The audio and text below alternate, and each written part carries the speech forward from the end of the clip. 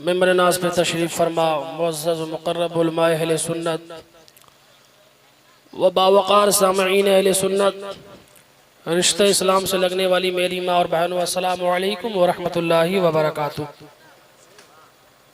अल्हम्दुलिल्लाह अल्हम्दुलिल्लाह कफ़ा व सलातु अला इबादिहिल्लज़ीना इस्तफ़ा, अम्मा बाद फ़अऊज़ु बिल्लाहि मिनश शैतानिर रजीम, बिस्मिल्लाहिर रहमानिर रहीम। क़द जाअकुम मिनल्लाहि नूरुन व किताबुम मुबीन, सदक़ल्लाहु मौलाना अज़ीम व बल्लगना रसूलहुन नबियुल अमीनुल करीम व नहनु अला ज़ालिका लमिनश शाहिदीन व ज़ाकिरीन वल्हम्दुलिल्लाहि रब्बिल आलमीन। या अय्युहल्लज़ीना आमनुत्तक़ुल्लाह व कूनू मअस सादिक़ीन। मोहतरम हज़रात, शायर कहता है ये राल हक़ का मुज़दा है व जलवा बार होता है। ये राल हक़ का मुज़दा है व जलवा बार होता है, मोहम्मद मुस्तफ़ा का जिस घड़ी दीदार होता है। ये राल हक़ का मुज़दा है व जलवा बार होता है, मोहम्मद मुस्तफ़ा का जिस घड़ी दीदार होता है। और दरूदे पाक पढ़कर ऐ अख्तर आप सो जाएं, सुना है ख्वाब में सरकार का दीदार होता है। सुना है ख्वाब में सरकार का दीदार होता है। मैं आपका मेहमान हूँ और मैं ये चाहता हूँ कि आप तमामी लोग जो दाएं बाएं बैठे हों और सामने आके बैठ जाएं, ताकि सुनने में भी मज़ा आएगा और सुनाने में भी मज़ा आएगा। अगर इस पे आपका अकीदा है कि दरूद पढ़ने से ख़ामे नबी ज़रूर तशरीफ़ लाएंगे, तो मोहब्बत के साथ झूम झूम कर एक मरतबा दरूद शरीफ पढ़ लें। अल्लाहु रब्बु मुहम्मदिन सल्लल्लाहु अलैहि वसल्लम, नहनु इबादु मुहम्मदिन सल्लल्लाहु अलैहि वसल्लम, सल्लु अलैहि सलातु व सलामुन अलैका या रसूलल्लाह, सल्लु अलैहि सलातु व सलामुन अलैका या हबीबल्लाह सल्लल्लाहु तआला अलैहि वसल्लम। एक मरतबा दोनों हाथ उठा के कह दें या रसूल अल्लाह। एक मरतबा और बुलंद आवाज से बोलें या रसूल अल्लाह। मोहब्बत से एक मरतबा और बोलें या रसूल अल्लाह।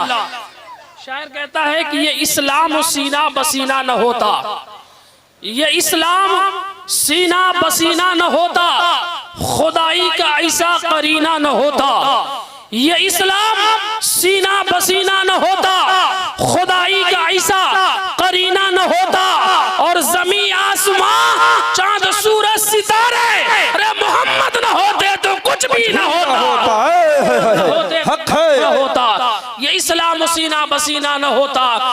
और कसम खुदा की शेर पे अगर आपके दिलों में इश्क मोहब्बत होगा तो जरूर खड़े होकर नारा लगाइएगा। मुश्किल थे रास्ते आसान हो गए, मुश्किल थे रास्ते आसान हो गए, दुश्मन भी देखकर हैरान हो गए। मुश्किल थे रास्ते आसान हो गए, दुश्मन भी देखकर हैरान हो गए। और रखा मेरे नबी ने दुनिया में जब कदम, तो पत्थर भी कलमा पढ़ के मुसलमान हो गए। पत्थर भी कलमा पढ़ के मुसलमान हो गए। मुश्किल थे रास्ते आसान हो गए। और कसम खुदा की मोहतरम हज़रात, इस मजमे को देख के एक शेर ज़हन में गर्दिश कर रहा है कि नूरे मोहम्मदी मेरे सीने में डाल दे, नूरे मोहम्मदी मेरे सीने में डाल दे, कैदी बना के मुझको मदीने में डाल दे। नूरे मोहम्मदी मेरे सीने में डाल दे, कैदी बना के मुझको मदीने में डाल दे। और दुनिया के सारे फतवों से मुझको नहीं गराज, अरे मेरा कफन नबी के पसीने में डाल दे, मेरा कफन नबी के पसीने में डाल दे।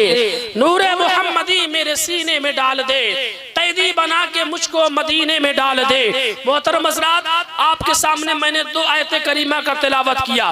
पहले या अय्युहल्लज़ीना आमनुत्तक़ुल्लाह, ईमान वालों अल्लाह से डरो, वकूनू मअस सादिक़ीन, और सच्चों के साथ हो जाओ। दूसरी आयत क़द जाअकुम मिनल्लाहि नूरुन व किताबुम मुबीन, तहक़ीक़ किया गया अल्लाह की तरफ से नूर और रोशन किताब। इन्हीं आयतों पे चंद मिनट गुफ्तगू आपसे करूंगा, फिर अपनी जगह पे मुकम्मल तौर पे बैठ जाऊंगा। परवरदिगार ने अपने मुक़द्दस कुरान पाक में इरशाद फरमाया, या अय्युहल्लज़ीना आमनुत्तक़ुल्लाह वकूनू मअस सादिक़ीन, ईमान वालों अल्लाह से डरो, वकूनू मअस सादिक़ीन, और सच्चों के साथ हो जाओ। ये क्या कम बड़ी बात है कि परवरदिगार ने हमें और आपको ईमान वाला कहकर पुकारा है, ईमान वाला कहकर कलाम फरमाया है, ईमान वाला है। लेकिन जब काफिरों की बारी आई है, बुत के सामने अपने सर को टेकने वालों की बारी आई है, सूरज को पूजने वालों की बारी आई है, तो पूरे कुरान को उठा के आप देख ले, सिर्फ एक जगह परवरदिगार ने काफिरों को पुकारा है। 28वें पारे में या अय्युहल्लज़ीना कफरू कहकर खिताब फरमाया है। लेकिन जब मोमिनों की बारी आई है, कलमा पढ़ने वालों की बारी आई है, रसूल पाक पर दरूद पढ़ने वालों की बारी आई है, अपने माँ बाप की खिदमत करने वालों की बारी आई है, मस्जिदों में नमाज अदा करने वालों की बारी आई है, रसूल की मोहब्बत में महफिल मिलाद को सजाने वालों की बारी आई है, तो पूरे कुरान को उठा के देख ले। पहले पारे को उठा के देख ले,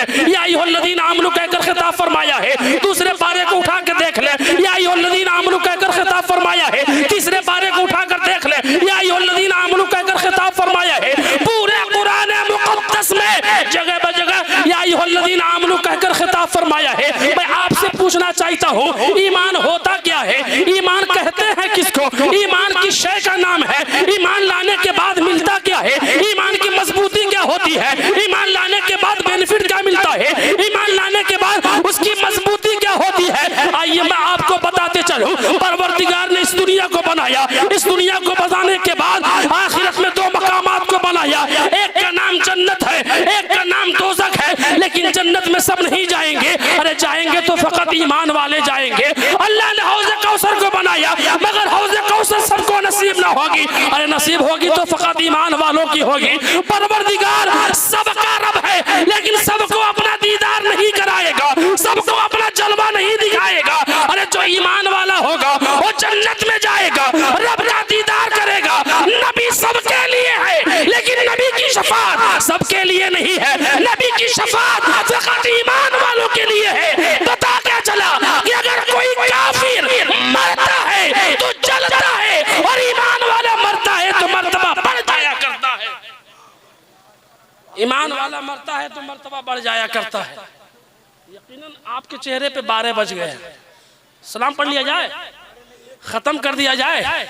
एक बार तो मोहब्बत से बोल दें या रसूल अल्लाह। एक बार तो और अपने माँ बाप के नाम पे बोलें या रसूल अल्लाह।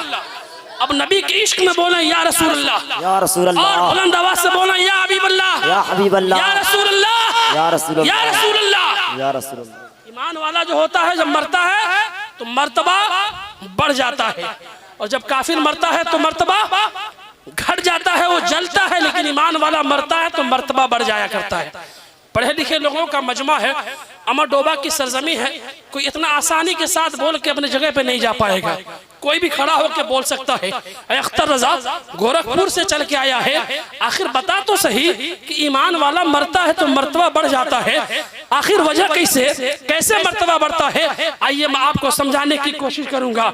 ईमान वाला है, जब तक दुनिया में जिंदा है, जब तक दुनिया में उसकी रूह मौजूद है, दुनिया में चल फिर रहा है, मस्जिद में गया, वजू बनाया, वजू बनाने के बाद सुन्नत अदा किया, फर्ज का वक्त हो गया, तो देखा क्या जाता है, वो ईमान वाला अपने इमाम के पीछे खड़ा होकर नमाज पढ़ रहा है, इमाम के पीछे नमाज पढ़ रहा है। वही है अपने पीर साहब के पास गया है, पीर साहब चौकी पे बैठे हुए हैं, ईमान वाला जमीन पे बैठा हुआ है। वही ईमान वाला है, जब तक दुनिया में जिंदा था उसकी कोई कदर न की गई, उसकी कोई इज्जत न की गई। अगर भाई के वहाँ कुछ बात को लेकर लफड़ा हो गया, वो भाई अपने भाई के चेहरे को देखने के लिए तैयार नहीं है। अगर किसी से कोई बुग़्ज़ अदावत हो गई, उस बुग़्ज़ अदावत के बिना उस ईमान वाले को लोग मारना शुरू कर देते हैं, उससे दुश्मनी करना शुरू कर देते हैं, उसको वहाँ अपने वहाँ कुर्सी ना देते हैं बैठने के लिए। अरे ईमान वाला जब तक दुनिया में चल रहा है उसकी कोई कदर न की गई, उसकी कोई इज्जत न की गई। अगर आमिर के पास गया है, आमिर के पीछे पीछे जा रहा है, नेता के पास गया है, नेता के पीछे पीछे जा रहा है, लेकिन उसी ईमान वाले की रूह जब दुनिया से परवाज कर गई, उसका दुनिया से इंतकाल हो गया, तो जो लोग उसको मारने की कोशिश करते थे, उसको बैठने के लिए कुर्सी न दिया करते थे, वही लोग आगे बढ़ेंगे। आगे बढ़ने के बाद अगर नहलाने की बारी आएगी तो वही लोग कहेंगे इसके ऊपर आहिस्ता आहिस्ता पानी डाला जाए, इसके ऊपर आहिस्ता आहिस्ता साबुन लगाया जाए, इसके बदन को पोंछा जाए, तो आहिस्ता आहिस्ता पोंछा जाए। और कसम खुदा की, जो भाई अपने भाई के चेहरे को देखने के लिए तैयार न था, जब सुना है कि भाई की रूह दुनिया से बर्बाद हो गई, अब वो भाई फौरन अपने भाई के पास गया है, सोचता है कि अपना क्या पराया है, चलो चला जाए। ईमान वाला था, कम से कम अपने भाई के चेहरे को देख लिया जाए, अपने भाई के चेहरे को मोहब्बत मोहब्बत से देख लिया जाए, कसम खुदा की। और ईमान वाला जब तक दुनिया में जिंदा था उसकी कोई कदर न की गई, लेकिन जैसे ही उसके जिस्म से रूह परवाज की है तो कसम खुदा की जो उसका दुश्मन था वो भी उसको चेहरे को देखने के लिए आखिरी मर्तबा उसके दौलत खाने पे आता है, उसके चेहरे को देखता है। पता क्या चला, वही ईमान वाला जब दुनिया को छोड़ के कब्रिस्तान पहुंचता है तो अकेले नहीं जाता है बल्कि चारपाई पे जाता है, और चारपाई के साथ साथ 4 लोग उसको कांधों पे लेकर कब्रिस्तान पहुंचते हैं। अब मैं आपसे पूछना चाहता हूँ, जब तक वो दुनिया में जिंदा था इमाम के पीछे चल रहा था, कारी के पीछे चल रहा था, अल्लामा के पीछे चल रहा था, मुफ्ती के पीछे चल रहा था, मिसबाही के पीछे चल रहा था, लेकिन अब देखा क्या जा रहा है, उस ईमान वाले को 4 लोग दूल्हा बनाकर अपने कांधों पे आगे आगे लेके जा रहे हैं। और जो इमाम कल तक जिस इमाम के पीछे वो नमाज पढ़ता था वो इमाम भी उस ईमान वाले के पीछे जा रहा है, अल्लामा साहब भी पीछे जा रहे हैं, मुफ्ती साहब भी पीछे जा रहे हैं, कारी साहब भी पीछे जा रहे हैं। और जब कब्रिस्तान पे उसके जनाजे को रखा गया, अब उसके जनाजे की नमाज को पढ़ाने की बारी आई है, तो कल तक जब तक वो दुनिया में जिंदा था इमाम के पीछे था, और जैसे ही दुनिया को छोड़ के गया है तो अल्लाह ताला ने उसकी शान में इतनी बुलंदी कर दिया कि जिस इमाम के पीछे कल तक वो खड़े होकर नमाज पढ़ता था वही इमाम उसके पीछे खड़े होकर उसकी जनाजे की नमाज पढ़ा रहा है। पता क्या चला कि अगर कोई नबी का दुश्मन मारता है तो जल जाता है, और ईमान वाला मरता है तो मर्तबा बढ़ जाया करता है। ईमान वाला मरता है तो मर्तबा बढ़ जाया करता है। अगर दुरूद शरीफ याद हो तो एक मरतबा दुरूद शरीफ पढ़ लें, अल्लाह रब्बु मुहम्मद सल्लल्लाहु अलैहि वसल्लम नहनु इबादु मुहम्मद सल्लल्लाहु अलैहि वसल्लम सल्लु अलैहि सलातो व सलाम अलैका या रसूलुल्लाह सल्लल्लाहु तआला अलैहि वसल्लम। मोहतरम हज़रात, यूँ तो लोगों ने बड़े अच्छे अच्छे अंदाज में अपने अपनी ज़बान से एक एक शायरी आपको सुनाया है। 1-2-4 शेर मैं भी नूर अहमद नूर की तरह तो नहीं, अपने ज़बान में आपको सुना सकता हूँ। शायर कहता है, बागे आलम को सजाने आ गए मेरे नबी। एक बार तो कहते हैं, या रसूलल्लाह, आपसे कोई चंदा नहीं मांग रहा हूँ, आपसे कोई इनाम नहीं मांग रहा, आपका सपोर्ट मिल जाएगा।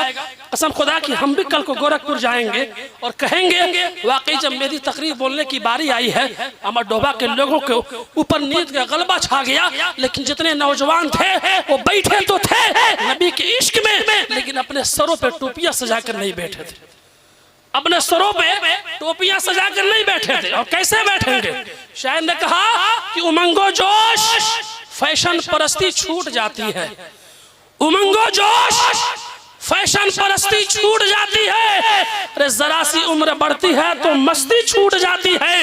अगर पिक्चर हॉल में जाना हो तो टिकट का ध्यान रहता है, मगर मस्जिद में जाना हो तो टोपी छूट जाती है, मगर मस्जिद में जाना हो तो टोपी छूट जाती है। कसम खुदा की नबी के इश्क में बैठे हैं, सरों को अपने टोपियों से सजा कर आप बैठे। अल्लाह ताला हम तमाम लोगों को दीन के रास्ते पे चलने की तौफीक अता फरमाए। एक मिनट तो कह दो या रसूल अल्लाह बोला करें, इसलिए कि जब तक हम किसी को सलाम करेंगे और सलाम करने के बाद वो 2.5 किलो का सर हिला दे जवाब ना देना तो हमारे दिल में शक हो जाएगा जवाब दिया है या नहीं दिया है। फिर सलाम करने से पहले आदमी 70 मरतबा सोचेगा कि सलाम करें या नहीं करें। तो यकीनन आप हिंदुस्तान में बैठे हैं, कब्रिस्तान में नहीं बैठे हैं। हिंदुस्तान में अगर कामयाबी चाहिए तो आप बोलना सीख लीजिए, जो इंसान बोलना सीख लिया वही कामयाब रहा। एक मरतबा मोहब्बत से कह दो या रसूल अल्लाह, सारे लोगों के हाथ सलामत है, मैं दुआ दे दूं। और मोहब्बत से बोला या रसूल अल्लाह, या रसूल अल्लाह, मोहब्बत से या हबीब अल्लाह, या हबीब अल्लाह, सरकार की आमद मरहबा, रसूल की आमद मरहबा, पुरनूर की आमद मरहबा, मुख्तार की आमद मरहबा, मुख्तार की आमद मरहबा, मक्की की आमद मरहबा, मदनी की आमद मरहबा, जश्न ईद मिलादुन नबी जिंदाबाद, नारे तकबीर, अल्लाह नारे रिसालत। या रसूल, जिन लोगों ने हाथ उठाया परवरदिगार उनके हाथों में हजरत अब्बास अलमबरदार की ताकत अता फरमाए। कुछ पैगाम देना चाहता हूं, जब तक ईमान हमारा मजबूत था कोई इंसान आंख तक नहीं दिखा रहा था, और जब ईमान हमारा कमजोर हो गया ना तो आज हम जगह ब जगह अपने ठोकरे खाते हुए नजर आ रहे हैं। कल तक पूरी दुनिया हमारी मुट्ठी में हुआ करती थी, पूरी दुनिया के बादशाह मुसलमान थे, पूरी दुनिया के ऊपर मुसलमान हुकूमत किया करते थे। मैं आपसे पूछना चाहता हूँ, अमरडोबा के गयूर मुसलमानों, जरा आप बताओ, आप अपने आलिमों के जबान से सुने होंगे कि जब 313 थे तो लरसता था जमाना, आज हम करोड़ों हैं तो करते हैं गुलामी। आखिर वो 313 कौन थे? आखिर उन 313 कैसी इबादत किया करते थे? रसूल से कितनी मोहब्बत रखते थे? खुदा से कितना खौफ खाते थे कि जब 313 एक आवाज में नारे तकबीर और रिसालत बोला करते थे तो तारीख गवाह है, लाखों के फौज जो उनके नारे तकबीर की आवाज को सुनकर पूरे मैदान को खाली कर दिया करते थे। अरे वो कैसे मुसलमान थे जिनके हाथों में पूरी दुनिया की हुकूमत थी? आज हम कैसे मुसलमान हैं? हमारे पाँव में गुलामी की जंजीरें बांधी गई है। अरे नमाज तो अभी पढ़ते थे, नमाज हम भी पढ़ रहे हैं, रोजा तो अभी रखते थे, रोजा तो हम भी रख रहे हैं, कुरान की तिलावत तो अभी करते थे, कुरान की तिलावत तो हम भी कर रहे हैं, माँ बाप की खिदमत तो अभी करते थे, माँ बाप की खिदमत तो हम भी करते हैं। अरे मस्जिदों को आबाद तो अभी करते थे, मस्जिदों को आबाद तो मैं भी कर रहा हूँ, लेकिन आखिर वजह क्या है? उस वक्त के मुसलमानों के हाथों में पूरी दुनिया की हुकूमत और आज के मुसलमानों के पाँव में गुलामी की जंजीर। आखिर वजह क्या है?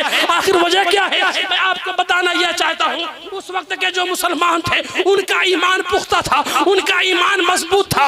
आज के मुसलमानों का ईमान इतना मजबूत है कि अगर किसी मुसलमान का ईमान खरीदना हो ना तो एक चाय पिला दो और एक चाय पिलाने के बाद उससे झूठ बोलवा लो। अगर किसी मुसलमान का ईमान खरीदना है तो एक प्लेट बिरयानी खिला दो, झूठी गवाही जाकर अदालत में दिला दो। आज के मुसलमानों का ईमान जब कमजोर हो गया, कसम खुदा की, जब मस्जिदें वीरान हो गई और मस्जिदें वीरान होने के बाद लोग अल्लाह के घर से दूरी बनाकर अपनी जिंदगी को गुजारने पे मजबूर हो गए, तो उसी वक्त से परवरदिगार ने उनके पाँव में गुलामी की जंजीरें बांध दी। बेशक सुभान अल्लाह। नारे तकबीर, नारे रिसालत, उलमाए अहले सुन्नत, जश्न आमदे रसूल, नारे तकबीर, नारे रिसालत। आइए जरा देखें उस वक्त के मुसलमानों का ईमान कितना मजबूत था और आज के मुसलमानों का ईमान कितना कमजोर है। आज का मुसलमान 25,000 का मोबाइल अपने जेब में रखेगा, 5 रुपए की टोपी अपने जेब में नहीं रख सकता। ये सच बात है, कड़वी है, बुरी बात लगेगी, लेकिन सच्चाई इसमें है कि 30,000 का मोबाइल अपने जेब में रख के चलेगा, लेकिन जब मस्जिद में जाएगा तो इमाम साहब से पूछेगा टोपिया कहाँ रखा हुआ है। ये सच्चाई है। आज हमारे जेब में इतने पैसे नहीं कि हम टोपी रख के अपने जेब में जाएं मस्जिद में नमाज अदा करें, और मस्जिद की टोपी से हम नमाज पढ़ते हैं। जो कौम 20-20 हजार की मोबाइल लेकर फ्री फायर में मस्त है, कुरान की तिलावत किए उसे पता ही नहीं चला 6 साल हो गए या 6 बरस हो गए या 60 साल हो गए। कसम खुदा की, ऐसे मुसलमानों को कभी अच्छे दिन आ ही नहीं सकते। अच्छे दिन चाहिए तो खुदा को राजी करना पड़ेगा, अच्छे दिन चाहिए तो कुरान की तिलावत करनी पड़ेगी, अच्छे दिन चाहिए तो बुजुर्गों के सोहबत में रहना पड़ेगा, अच्छे दिन चाहिए तो सरकार की महफिल मिलाद में आकर उलमाए अहले सुन्नत की बयानात को सुनकर उन बातों पे अमल करना पड़ेगा। जब इंसान इन सब बातों पे अमल करेगा तो परवरदिगार उनकी दुनिया भी संवार देगा, उनकी आखिरत भी संवारता होगा। सुभान अल्लाह, सुभान अल्लाह, जिंदाबाद जिंदाबाद। मुसलमान हर तरफ परेशान हाल है, जहां देखो वहीं पे लतियाया मारा जा रहा है। मुसलमान इतना कमजोर नहीं था, किसी को आंख दिखाने की जरूरत नहीं थी, लेकिन आज जब हम खुदा के घर से दूरी बना लिए हैं, आज हम अपने मकसद को चौराहों पे रहकर वक्त गुजारने में हम अपने मकसद को मजबूत कर लिए हैं, उसी वक्त से ये सारी फसाद हमारे ऊपर आनी शुरू हो गई है। पहले के मुसलमान आज के मुसलमानों को बताना चाहता हूँ, आज भी मुसलमानों को डराया जाता है, कल भी मुसलमानों को डराया जा रहा था, आज भी मुसलमानों को मारा जा रहा है, कल भी मुसलमानों को मारा जा रहा था, आज भी मुसलमानों को दरबाया जा रहा है, कल भी मुसलमानों को दरबाया जा रहा रहा था। जब नबी ने नबूवत का ऐलान किया, लोग मुसलमान होना शुरू हुए, काफिर कुफ्र को छोड़ के कलमा पढ़ के मुसलमान होना शुरू हुए। उस वक्त जालिमों ने, काफिरों ने मुसलमानों को पकड़ा है और पकड़ने के बाद धमकाया है। धमकाने के बाद कहा है, अरे इंसान तू नबी से मोहब्बत करता है, नबी के ऊपर जान निछावर करता है। अरे इंसान सुन सुन, अगर तू नबी के कलमा पढ़ना नहीं छोड़ेगा, तेरे गर्दन को उड़ा दिया जाएगा। तू नबी से मोहब्बत करना नहीं छोड़ेगा, तेरे घर को रिश्तों नाबूद कर दिया जाएगा। तू नबी से मोहब्बत करना नहीं छोड़ेगा, तेरे सामने तेरे बच्चों को कत्ल कर दिया जाएगा। जैसे जैसे जालिम मुसलमानों को मारते थे, धमकाते थे, ऐसे ही मुसलमान उस वक्त के काफिर कलमा पढ़ के मुसलमान होते थे। जब जालिमों ने देखा कि अब मुसलमान पिघलने वाले नहीं है, अब मुसलमान डरने वाले नहीं है, तो उनके छोटे छोटे बच्चों को लेकर आते हैं और लाने के बाद उन्हीं मुसलमानों के सामने उन बच्चों के गर्दन पे तलवार को रख देते हैं और तलवार को रखने के बाद कहते हैं, ऐ इंसान सुन, अगर तू नबी से मोहब्बत करना न छोड़ेगा, अगर तू नबी के ऊपर ईमान लाना न छोड़ेगा, तेरे सामने तेरे बच्चे के गर्दन को उड़ा दिया जाएगा। अगर तू नबी से मोहब्बत करना नहीं छोड़ेगा, अरे अमर डोबा के कोई और मुसलमानों, उस वक्त के मुसलमानों का ईमान इतना मजबूत था, वो कहते थे, अरे जालिम सुन सुन, अरे मेरे पास तो एक बच्चा है, मेरे पास तो 2 बच्चे हैं। अल्लाह अगर मुझे बच्चों की कई बच्चे अता करता और तू नबी की मोहब्बत में मेरे बच्चे को कत्ल करता, तो भी ये मुसलमान अपने नबी की मोहब्बत अपने सीने में बसाना जरूर पसंद करता। अपने बच्चे को कतना देख सकता है, लेकिन नबी की मोहब्बत अपने सीने से निकालना उसे पसंद नहीं है। जब जालिमों ने देखा कि अब ये मुसलमान पिघलने वाले नहीं है, तो अरब की रेतीली जमीन पर उन मुसलमानों को लेकर उनको नंगा करके उनके पुश्त पे भारी भरकम पत्थर को रख के अब कहा था, अरे मुसलमान अब तो नबी से मोहब्बत करना छोड़ दे, अब तो नबी के ऊपर ईमान लाना छोड़ दे। तो उस वक्त के मुसलमानों ने कहा था, अरे जालिम मेरे सामने मेरे बच्चों को मार डाल, मेरे सामने मेरे घर को उजाड़ डाल, मुझे बोटी बोटी काट डाल, लेकिन दिल में ये गुमान न करना, मैं अपनी नबी की मोहब्बत अपने सीने से निकालूंगा। और जब जालिमों ने देखा मुसलमान पिघलने वाले नहीं है, उनको मारना शुरू किए, तब मुसलमानों ने कहा, अरे जालिम सुन सुन, लाशों के समंदर ही भले सामने रख दो, ईमान के शहदाई तो बढ़ते ही रहेंगे। अरे 100 बार हमें जिंदा करो, मार दो फिर भी, अरे कलमा रसूल पाक का पढ़ते ही रहेंगे। नारे तकबीर, नारे रिसालत, उलमाए अहले सुन्नत, नारे तकबीर, नारे रिसालत, जिंदाबाद जिंदाबाद। कलमा रसूल पाक का पढ़ते ही रहेंगे। और वाकई उस वक्त के मुसलमानों का ईमान मजबूत था और आज के मुसलमानों का ईमान कमजोर है, इसीलिए मुसलमान हर जगह डर रहा है। अगर ईमान मजबूत आज भी हो जाए ना, आपने देखा होगा कि पक्की ईंट पे कोई अपने घूंसे को नहीं आजमाता है, आजमाता कहाँ है? कच्ची ईंट पे। मुझे एक मर्तबा घर बनाने की हाजत पड़ी, मैं एक चौराहे से गुजर रहा था, सोचा भट्ठा है, ईंट की जरूरत है, जरा पूछ लूं इस भट्टे पे क्या रेट ईंट है। मैं गया, जनवरी दिसंबर का महीना है, जाने के बाद मैं क्या देख रहा हूँ, भट्टे का मालिक है अपने केबिन में बैठा हुआ है, मैं केबिन के बाहर हूँ। मैं कहता हूँ मुझे ईंट की जरूरत है, कहता है आप अंदर आ जाओ। मैं अंदर गया, मैं क्या देख रहा हूँ, ठंडक का महीना है, जनवरी दिसंबर का महीना है, उसके चेहरे से पसीने टपक रहे हैं और पसीने से शराबोर है। मैं पूछ पड़ता हूँ, भट्टे के मालिक जरा बता तो सही, आखिर इतनी ठंडक में लोग अपनी बदन को गर्माहट लाने के लिए आग का इंतजाम करते हैं, मोटे मोटे लिहाफ पहनते हैं, आपके चेहरे से पसीने टपक रहे हैं, आप खा के कौन सी ऐसी ग़िज़ा खा के आप घर से चले हैं कि आपके चेहरे से पसीने टपक रहे हैं? इतना कहना था। भट्टे का मालिक खड़ा हो जाता है, खड़ा होने के बाद हाथ को पकड़ता है, हाथ को पकड़ने के बाद बाहर ले जाता है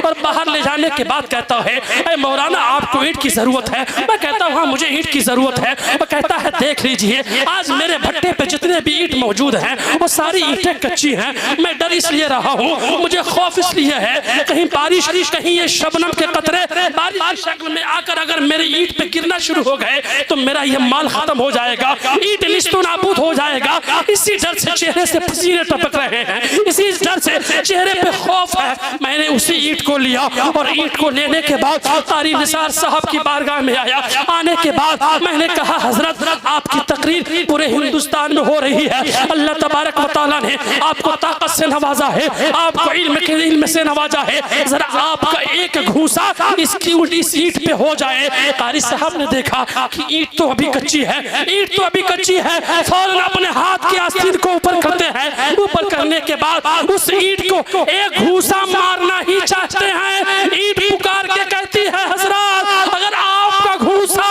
मेरे ऊपर लग गया तो मेरा वजूद खत्म हो जाएगा, मैं बर्बाद हो जाऊंगी, मैं मिट्टिया मेल हो जाऊंगी। उसी ईंट को मैंने लिया और ईंट को लेने के बाद आग के कोयले में डाल दिया। आग के कोयले में डालने के बाद अब मैंने उस ईंट को निकाला। अब वो ईंट मुस्कुरा रही है और ईंट खुशियां मना रही है। मैंने कहा ईंट चंद मिनट पहले तू डर रही थी, कहीं बारिश के कतरे ने तेरे वजूद को खत्म कर दिया, आखिर तू मुस्कुरा क्यों रही है? तो ईंट ने जवाब दिया अरे जब तक मेरा वजूद कच्चा था मैं बारिश के कतरों से डर रही थी, आंधियों से डर रही थी, तूफान से डर रही थी। अब चाहे बारिश आ जाए चाहे आंधी आ जाए मेरा बाल ना बिगाड़ पाएगी। मैंने उसी ईंट को लिया और कहा कारी साहब आप चंद मिनट पहले इस ईंट के ऊपर एक घूसा मारने वाले थे, जरा एक घूसा दोबारा हो जाए। कारी साहब ने देखा ईंट तो पक्की है। अब उन्होंने सोचा अगर इसके ऊपर अगर मैं अपने हाथ को उस ईंट के ऊपर मारता हो, घूसा लगाता हो तो चोट उस ईंट को ना लगेगी, चोट मुझे लगेगी। मैंने कहा कारी साहब एक घूसा हो जाए तो उन्होंने जवाब दिया अख्तर रजा तू पागल नजर आ रहा है, अरे जब तक ईंट कच्ची थी उसके ऊपर मैं मारता तो चोट मुझे ना लगती, ईंट को लगती। अब ईंट पक गई है, अगर मैं उसके ऊपर घूसा मारूंगा तो चोट ईंट को ना लगेगी, चोट मुझे लगेगी। मैं बताना ये चाहता हूँ अगर इस हिंदुस्तान में ही नहीं पूरी दुनिया में मुसलमान अगर जहाँ भी रहता है नबी के इश्क की भट्टी में अपने आप को पकाकर कसम खुदा की नमाजी बन जाए तो दुनिया वाले जो उसके ऊपर घूसे आज मार रहे हैं जब तक कच्चे ईमान वाले थे उनसे डरते थे, और जब नबी के इश्क की भट्टी में वो पक जाएंगे तो कसम खुदा की दुनिया वाले ये कहेंगे कि मर्द हक बातिल के आगे अरे मात खा सकते हैं नहीं, सर कटा सकते हैं लेकिन सर झुका सकते नहीं। सुभान अल्लाह, सुभान अल्लाह, जिंदाबाद। सकते नहीं। बेशक हमें चाहिए कि अपने ईमान को मजबूत कर ले, और ईमान की मजबूती जब हमारी ईमान की गठरी मजबूत हो जाएगी तो आंख दिखाने तो दूर कोई हमारे बारे में चर्चा तक नहीं करेगा। एक मुतदर शरीफ पढ़ ले अल्लाह रब्बु मुहम्मद सल्लल्लाहु अलैहि वसल्लम हुनैन में बाद मुहम्मद सल्लल्लाहु अलैहि वसल्लम सल्लल्लाहु अलैहि सलातो व सलाम अलैका या रसूल अल्लाह सल्लल्लाहु अलैहि सलातो व सलाम अलैका या हबीबल्लाह सल्लल्लाहु तआला अलैहि वसल्लम। मेरा नबी कितना शान वाला है, 10 मिनट के अंदर मैं अपनी गुफ्तगू को मुकम्मल करके मैं जगह ले लूँगा। मोहतरम हज़रात, आज नबी के इश्क में, नबी की पैदाइश की खुशी में आज हम और आप आमद रसूल के मौके पे आज महफिल मिलाद का इनेकाद कर रहे हैं। हर कौम अपने अपने रहबर की तारीफ करती है, अपने अपने पेशवा की तारीफ करती है, अपने अपने कायदे आजम की तारीफ करती है। यूरोप में वेलफेयर सोसाइटी में एक मीटिंग रखा गया, गौर से समाअत फरमाइएगा, और मीटिंग रखा गया तो सारे धर्मों के दानिश्वरों को बुलाया गया और कहा गया कि आज दुनिया में जो फसाद हो रहे हैं वो धर्म के बिना पे हो रहे हैं, वो धर्म के बुनियाद पे हो रहे हैं।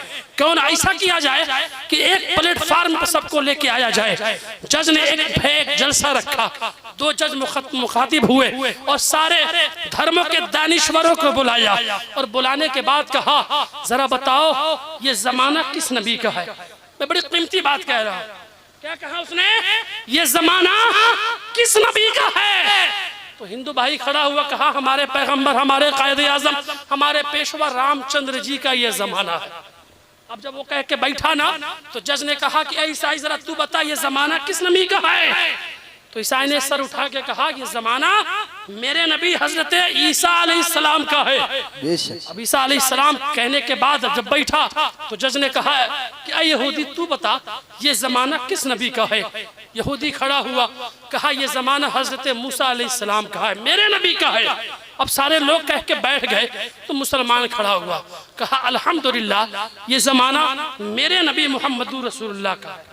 सुभान अल्लाह सुभान अल्लाह। मेरे नबी मोहम्मद रसूलुल्लाह का है। तो जज ने कहा कि ऐसे नहीं माना जाएगा, जो दावा किया है वो दलील भी पेश करे, इसलिए कि जिसका जमाना होगा उसका मौजज़ा भी होगा।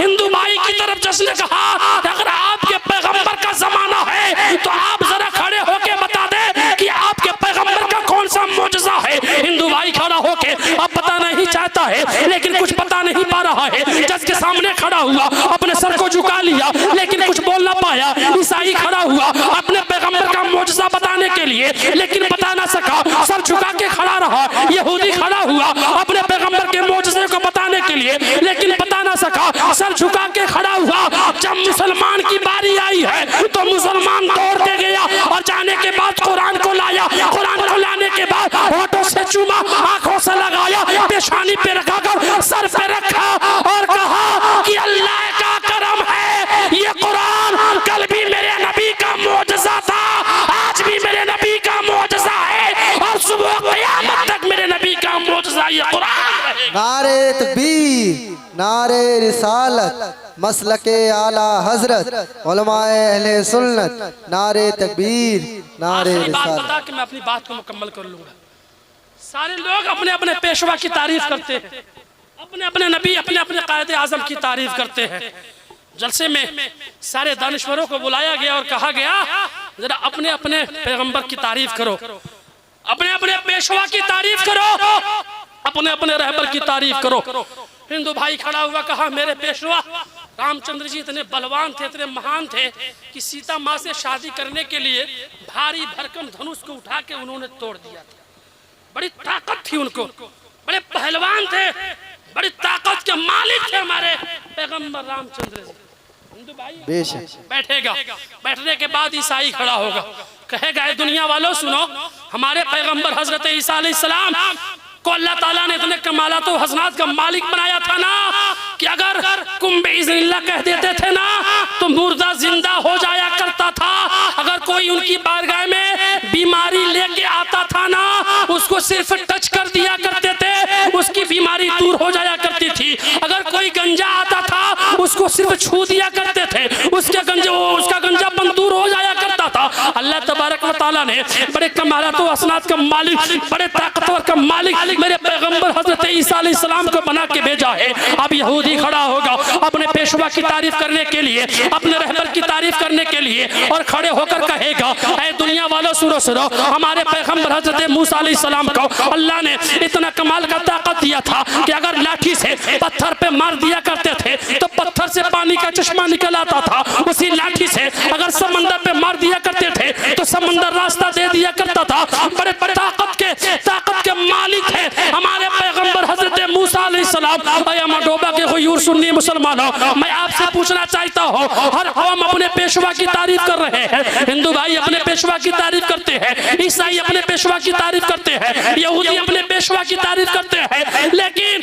इसी जमीन के ऊपर, इसी आसमान के नीचे एक ऐसी कौम है जो अपने पेशवा की तारीफ नहीं करती है, अपने रहबर की तारीफ नहीं करती है, अपने कायदे आजम की तारीफ नहीं करती है और अपने किताबों में बकवास लिखती है। जिसका नाम मोहम्मद है, माज़अल्लाह वो मर के मिट्टी में मिल गया। जिसका नाम मोहम्मद है उसकी ताज़ीम बड़े भाई से ज्यादा रही। जिसका नाम मोहम्मद है उसकी ताज़ीम बड़े भाई से नहीं ज्यादा नहीं। जिसका नाम मोहम्मद है उसका इल्म शैतान से ज्यादा नहीं। फैसला आप करो, नतीजा आप निकालो।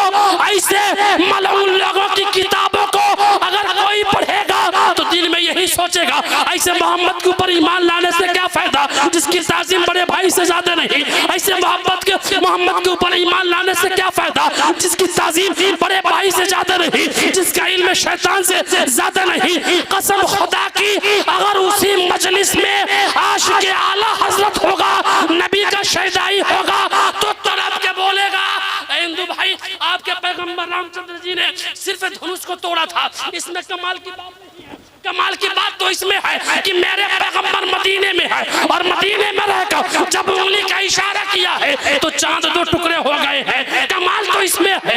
ऐसा ही तेरे पैगंबर अगर कुन बिइज़्निल्लाह कह के मुर्दे को जिला देते थे तो मेरे पैगंबर पेड़ों को, पत्थरों को, कंकरों को, दरख्तों को अपनी बारगाह में बुला लेते, अपना कलमा पढ़ाकर अपनी रिसालत की गवाही ले लिया करते थे। और यहूदी सुनो सुनो, तुम्हारे पैगंबर अगर लाठी से पत्थर पे मारते थे ना तो पत्थर से पानी का चश्मा निकल आता था, लेकिन मेरे पैगंबर उंगली का इशारा करते थे तो आबे कौसर का दरिया बहना शुरू हो जाता था। ऐ यहूदी सुन सुन, तेरे पैगंबर अगर अपने लाठी से समंदर पे मारते थे तो रास्ता दे दिया करता था। मेरे पैगंबर के गुलामों का हाल यह था कि जिस तरफ देख लिया करते थे वो रास्ता, वो समंदर रास्ता दे दिया करता था, और ये गुलाम ये कहकर उस रास्ते को पार कर दिया करते थे कि दश्त तो दश्त है, दरिया भी न छोड़ा हमने, बहरे जुल्मात में दौड़ा दिए घोड़े हमने। आज अमरतोबा की सरजमी पे ये आमद रसूल मनाने का सिर्फ एक ही मकसद है, और मकसद यह है कि खल्क से औलिया, औलिया से रसूल, और रसूलों से आला हमारा नबी। सुभान अल्लाह, सुभान अल्लाह, जिंदाबाद रसूलों से आला हमारा नबी। अस्तगफिरुल्लाह रब्बी मिन कुल्ली ज़ंबि व अतूबु इलैहि व मा अलैना इल्लल बलाग। अस्सलामु अलैकुम व रहमतुल्लाहि व बरकातुहू।